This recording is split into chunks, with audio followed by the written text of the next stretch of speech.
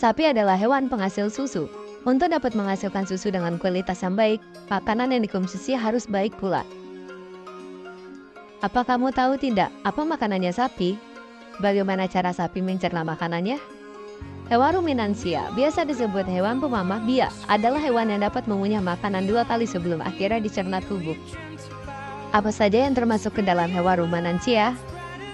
Untuk yang pertama yaitu ada sapi, untuk yang kedua yaitu ada hewan kerbau, untuk yang ketiga ada domba, yang keempat ada kambing, dan yang terakhir ada rusa. Sistem pencernaan pada hewan ruminansia lebih unik dibandingkan dengan manusia ataupun hewan lainnya. Pada hewan ruminansia terdapat 4 lambung dengan fungsi yang spesifik. Hewan ruminansia dapat mengunyah atau memamah makanannya melalui 2 fase.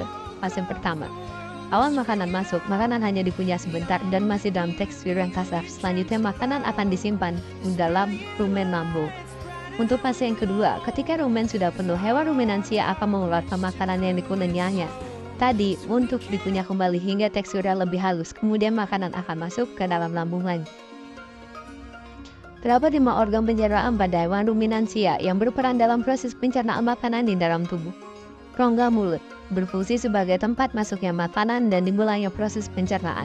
Esofagus, makanan hanya melewati esofagus tanpa melalui proses apapun. Lambung, pencernaan pada lambung yang pertama menampung makanan. Dan selain itu, lambung berfungsi sebagai proses pembusukan makanan.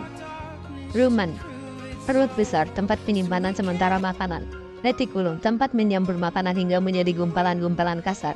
Omasum, membantu proses penghalusan makanan secara kimiawi. Omasum mencerna gumpalan makanan melalui enzim. Usus halus berfungsi menyerap sari-sari makanan yang telah diproses di dalam lambung.